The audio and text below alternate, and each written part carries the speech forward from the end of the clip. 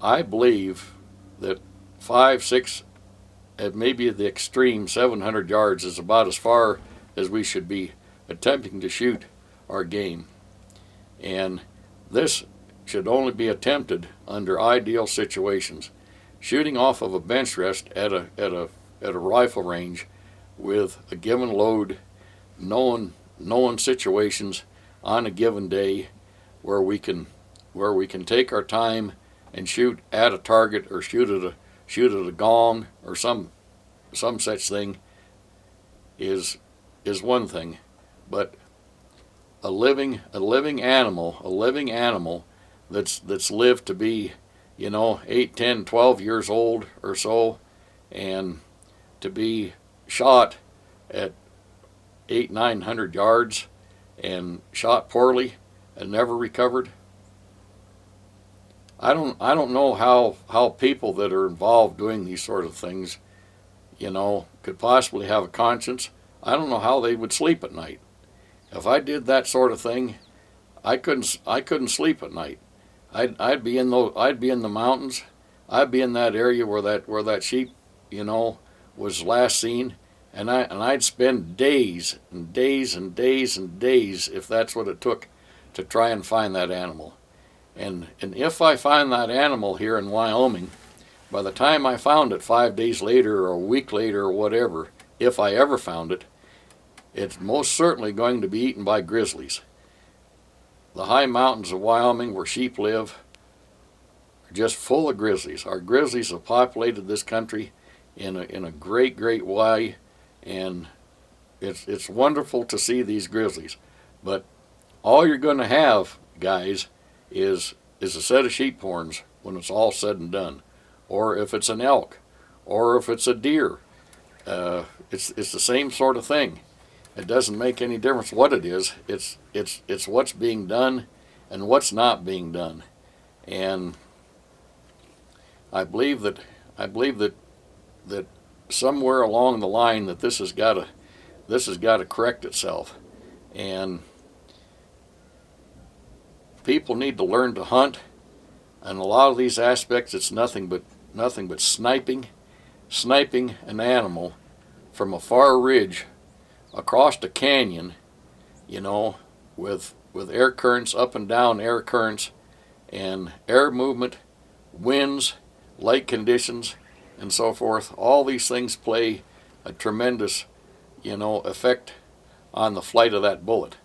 And just a little wiggle or anything else also to do, with holding your rifle and so forth, our humidities, the light situation, everything plays a great in a great way on that bullet, the flight of that bullet. And I build my rifles way out in the country here. I can shoot right on sight, and I have the ability to shoot to 850 yards from my shooting bench where I live and build rifles. And I hunt right from the house here in a lot of instances, and on ideal days I can shoot at these distances and make very good hits. But on any day there's always just faint air movement. And faint air movement, of a morning, early in the morning before the heat waves are really picked up and the mirage is picked up, faint air movement at 500 yards is going to carry a bullet, depending on which direction the air is moving, around 5 inches. It's going to be twice that at 1,000 yards. Now, if we add wind into this changes the aspect. We could have the very best wind meter. We could have the very best, ranging equipment, laser range finding equipment, the very best rifle, loaded with the best ammunition, a rifle that's been tested to shoot, a half inch or better at 100 yards. Have you shot that rifle at 1,000 yards? Have you really shot it on paper and recorded what size of group does it shoot? Just because the rifle shoots a half of an inch at at 100 yards, that rifle might shoot 15 inches at 1,000. It might shoot 5 inches at 1,000. You must shoot your rifle at distance. If you haven't shot your rifle at distance, you need to do so. And we've got various aspects to do in the long range shooting world. All you got to do is buy this rifle, set up this way, and it's got a scope with clickability to adjust for long range. You just click in the acquired amount already marked in range values on the dial, and shoot. Well, if you haven't shot your rifle at distances and been practicing for, say, at least a couple of years with that rifle, shoot at 400, 500, 600 yards, 700 yards, and see really day after day under all types of conditions, not just a morning when we've got air current, or just simple air current, but a morning when we've got that 5-10 mile an hour breeze. How about a 20 mile an hour wind? We've got scopes with built-in hash marks and so forth, or clickability to click in for the wind. Now we can measure the wind here at 100 yards, but there's nothing in the world that'll give you a wind measurement out there at 700 yards or any other distance for that matter, or the direction of it. And how many times does that wind change direction over that flight of that bullet at 700 yards, for instance? I'm using a 700 yards because I think that's an extremely long poke based on energy values and the bullets that we have, the way the bullets perform. Some bullets have failed to perform properly past 500 yards. Some of our better bullets perform well at a bit further distance, but we also have bullets that we've been given here from the marketplace. Basically, the bullet manufacturers have told us that, well, this bullet will open and expand properly clear down to 1,300 feet a second. Well, do you know how far that bullet would have to travel to expand at 1,300 feet a second?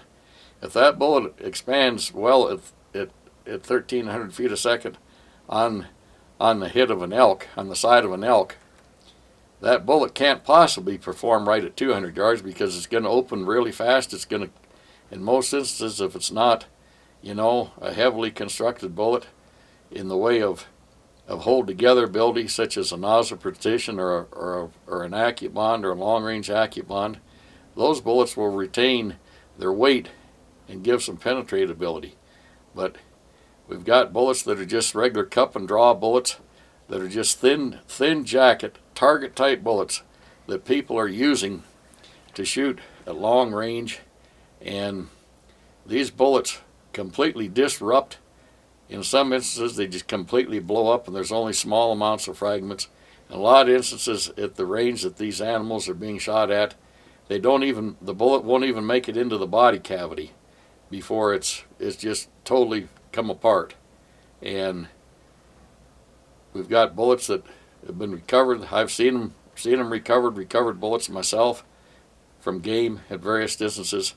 We've got two pieces. We got some small amount of jacket and a little tiny piece of lead bullet to come apart. That's not a game bullet.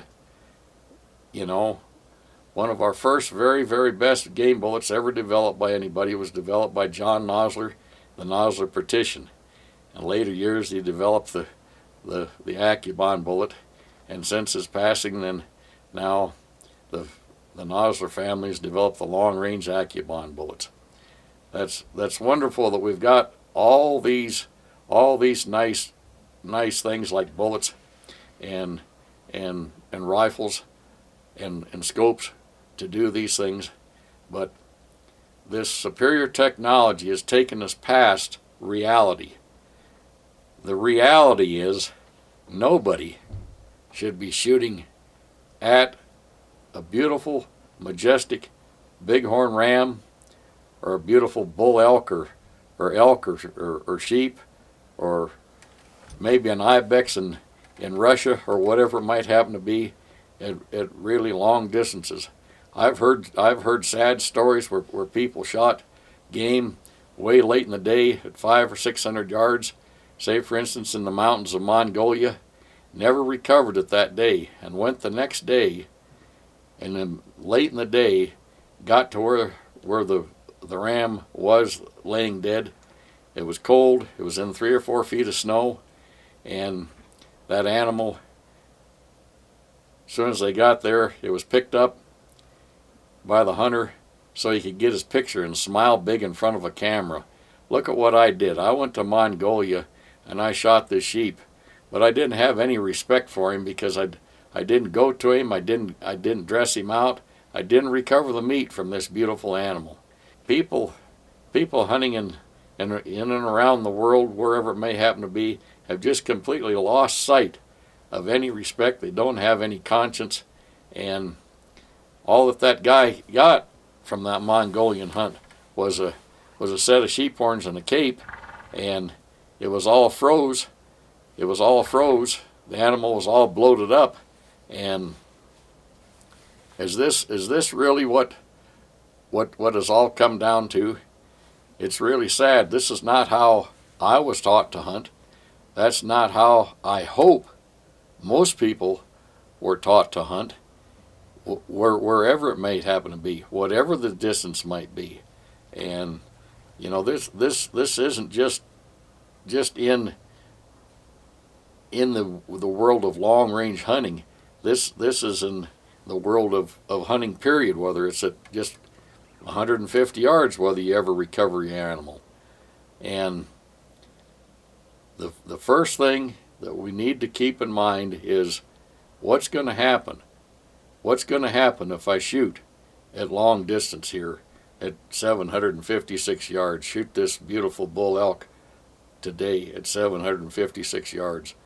What's going to happen once that trigger is pulled? And where's that bullet going to land? Is that bullet going to land in the right spot? Is it going to perform properly? You know, what are those conditions way down range there? And I think that people need to become very much so more conscious of what they're doing before they ever pull that trigger. And hunting, I've enjoyed hunting all my life, and to be real honest with you, I've taken a considerable number of animals, whether it was antelope or deer or elk, out in the 600-yard neighborhood. One elk in my lifetime at 8 1/4. I did it on a day that I knew that I could do it with what I was shooting. I was shooting at that time a 7mm by 404 that I developed, shooting 175 grain nozzle partitions at 240 feet a second. I killed the elk with one shot. The bullet went all the way through the elk. It performed properly, and it did its job. It took me 45 minutes to get to that elk to where I could dress it out. Now, had that bullet not landed where it did, and it landed, you know, where it took, it did its job on the internal organs of that elk, and the elk dropped in his tracks. Now, if that bullet struck somewhere else because there was a breeze over there that I didn't know about, we didn't have a breeze, you know, where I was, but if that breeze was there at long distance, what have we got? Are we going to ever recover that animal? And then, if that animal's wounded, are you going to make out your tag? Are you going to make out your elk tag? You shot an elk, you wounded it. He died somewhere, you can't find it. By all means, make out your elk tag. Don't be a real scoundrel and go and hunt another elk and put a bullet in another elk. Are you going to recover that elk? Are you going to, you know, continue to hunt? What are you going to do? These are the things that happen, and we all know that these things are happening. These things are happening every hunting season, and not just in this part of Wyoming, but all across the country and in some other parts of the world, as I just relayed to you. You know, These are real life situations. We need to pay attention to what we're doing. We need to learn to shoot our rifles and shoot them at every distance that we expect to take game at, but only at distances that rifle and cartridge combination are capable of in real life hunting situations. And I guess that I'll end it by saying, pay attention to what you're doing, learn your rifle, respect our wildlife, and above all, don't break the law or stretch ethics past the limit.